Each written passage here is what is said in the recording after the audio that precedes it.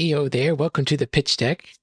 So if you're trying to build a startup, oftentimes you have to come up with a slide deck called the pitch deck that you're trying to pitch to your investors who might be skeptical of you, but you want to try to win them over with the pitch deck. So that's what this video series is trying to do. These are some untested ideas, pitching some of my ideas to you guys. And are they good ideas? Are they bad ideas? Well, requires some investment to figure out that, huh? So what I'm pitching to you today, investors, is there's a problem in the room. We all know it. Starts with the letter T, and it's two words. It's the resurrection. That's right. This card is the most powerful card in Redemption right now. And if you're not playing with it, well, you better be prepared to lose. You know what I'm saying? Any deck playing with this card is really explosive, playing some of the best fortresses in the game and the best heroes. But I'm not here to sell you on how powerful the resurrection is. But what if I told you, dear investor, there's a way we can beat this? Yes, here at Booty Tim Technology, we have been working on a way to beat the resurrection scourge. You may be skeptical, but allow me to explain. All right, so there's this card, Romans Destroy Jerusalem, multicolored. It says, if used by Roman, discard all New Testament heroes and all fortresses except Rome. So the idea is the Gospel of Christ player, they're going to do their crazy turn one stuff. And they're going to get all their heroes, they're going to draw their cards, going to put down everything. It's like, I have too many cards in my hand. I'm just going to put my heroes down. And that's playing right into our plan. We're going to slam a Romans Destroy Jerusalem and destroy everything. So if we want to build the best Romans Destroy Jerusalem deck, well, we have two options in my mind. One is we can use a gray defense, play cards like Emperor Nero, Saul, Emperor Claudius, or we can go with the gold defense with the Herods, because those are a bunch of Romans there. Herod the Great, Herod Antipas, Herod Agrippa, etc. But which one should we choose for this deck building exercise?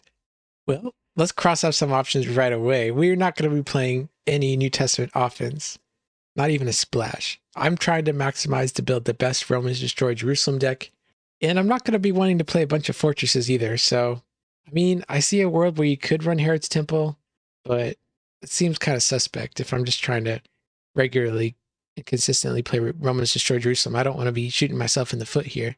So I wrote down a list of all the different Old Testament offenses that I know about in the game. And right away I crossed off Honeypot because they just play way too many fortresses to make this work. I crossed off Clay Priest because I've had some recent experience with them and they just feel really slow. And plus they need like maybe a tabernacle as a fortress. I crossed off Patriarchs because one of the best reasons to play Patriarchs is Goshen, which is a fortress. So if I'm not playing Goshen, I don't really want to play Patriarchs. And then I was left with David, Ruth, Wilderness, and Posties, and Daniel. I don't really have a lot of experience building any of these type of decks, but I did have experience with Daniel, so that's where I decided to start. And I have had experience with pairing Daniel with the Herods, but the deck just felt too slow. Herods didn't have enough card draw to make the deck work in my mind. And if you're uninformed, here's a quick recap on what the Daniel offense is. It's basically you're trying to get Daniel and Michael into battle at the same time.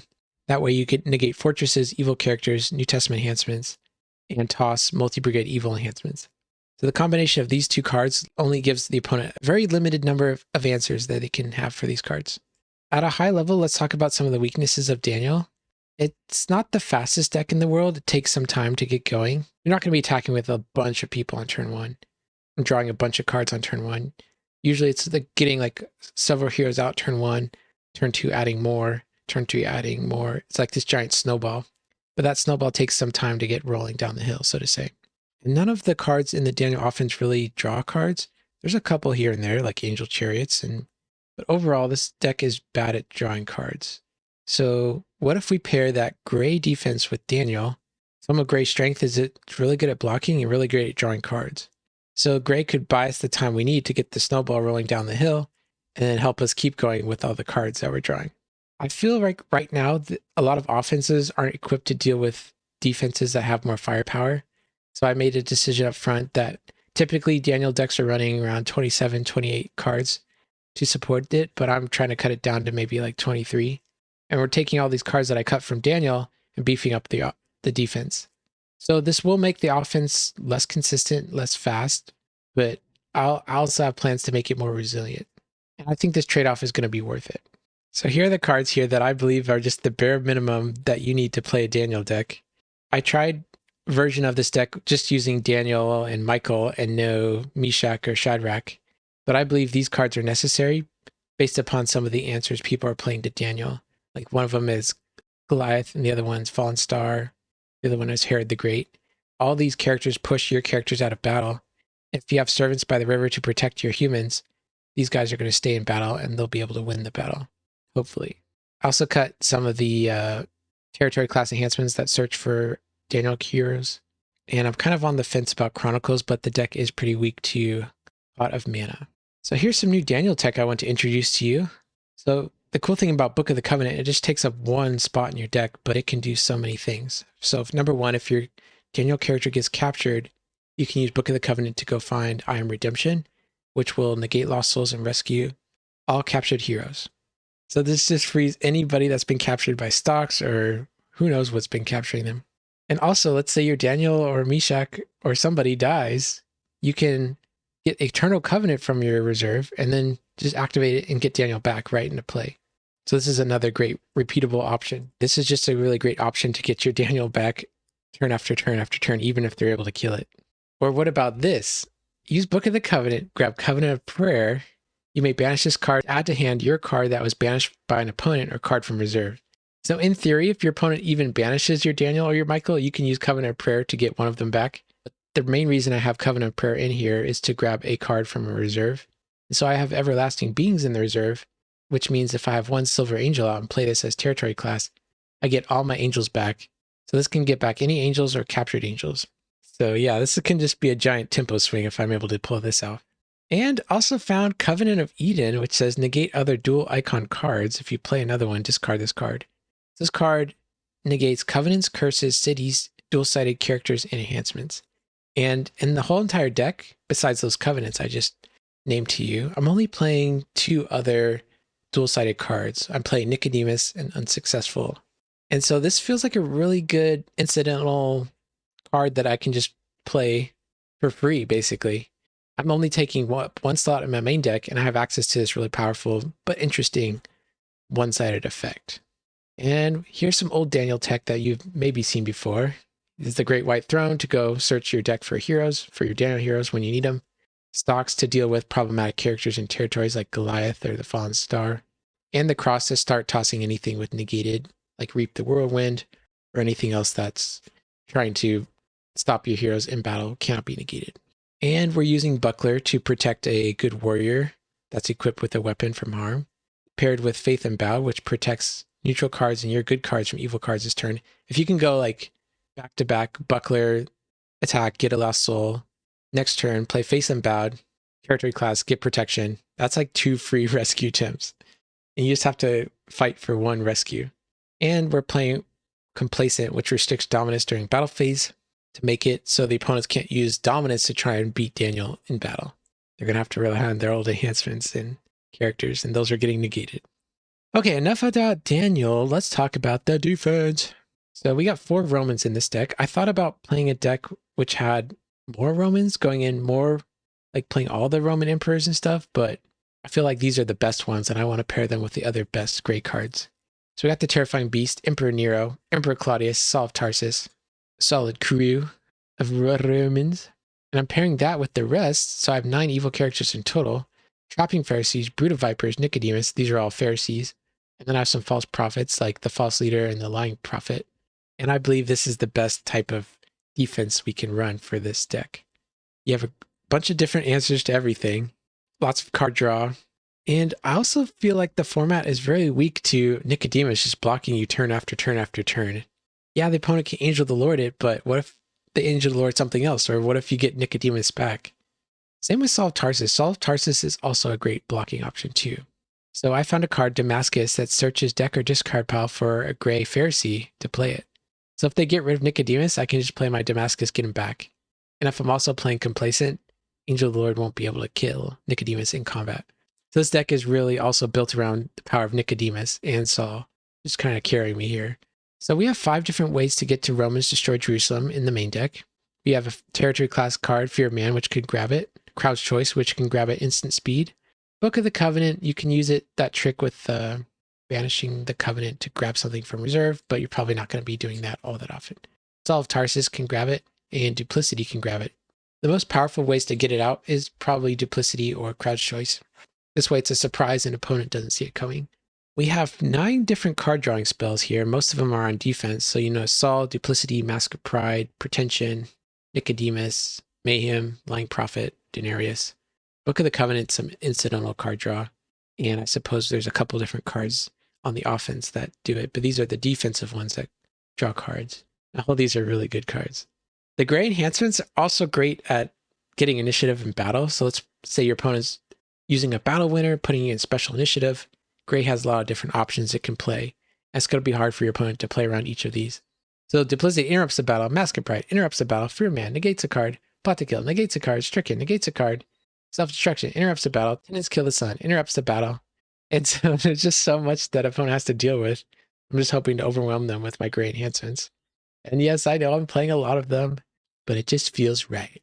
I was asking for some feedback from my friends, and they were saying I should tweak the ratios, adding more negates on the offense and taking out some of these here on the defense. But, you know, we can always test that and see how that feels. We found some more Daniel tech. Okay, so you're playing false leaders. Opponent uses a search ability. Number 1, you can go grab Pretension from your reserve and play it to reserve a hero. Or it can even snipe 2 heroes if you control a Meek Lost Soul. And if they have hand advantage, every time they search, we can get this back and do it again and again and again. So that's a really powerful way of just mowing down your opponent's heroes. But false leaders can also get false dreams, which you can play in your territory.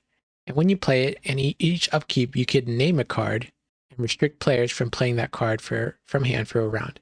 And so if you're running a Daniel offense, there's very few cards that can actually deal with what you're doing. And if you have a good read on the opponent's deck, you can pretty easily figure out what outs the opponent has. And during your upkeep, you can use false dreams to name their out and give them even less options for how to deal with your Daniel.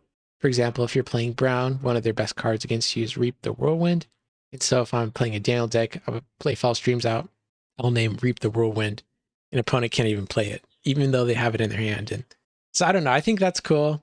This card is very skill intensive, so I'm excited to test it and get better at playing it. But this is my 1-2 punch with the false leaders. And for Lost Souls, we're running Old Testament Lost Soul package. One of the best cards that they can have is Humble. So that's why we're playing Covet to try and get the Humble out of their deck. And so I'm going to give it to us. Complacent's also really strong. We're using Hunter Lost Soul to try and get out Complacent as fast as possible. Or if we need Soul Gen, we can go grab the Lost Souls card. Playing Hopper, of course. This deck needs the Soul Generation. And here are my flex slots. I got Color Guard and Shepherds. I don't know what is the best for the deck, but it just seemed like the good idea to use Color Guards here and Shepherds to make my deck a little bit more consistent. Here's a list of cards that I thought about adding to the deck, but ultimately did not decide to add. The Famine Lost Soul and whatever, this one. These are Lost Souls that are good at restricting opponents from doing things when they rescue it. And so if you're racing the opponent, it can put you ahead in the race if they rescue this. It really sets them behind. Ultimately, though, I didn't feel like this deck is trying to race. It's just trying to grind the opponent out. And I could see this card being really good, but I feel like I'd rather just have the consistency of like a Shepherd's. No Abednego. I have my reserve so packed full of other cards that I didn't want to be able to sacrifice any of those cards to put in Daniel cards. So Abednego got the cut. Captain of the Host also got the cut because I feel like, number 1, if I have a negate in my hand and the opponent plays something that can't be prevented, I'm basically screwed.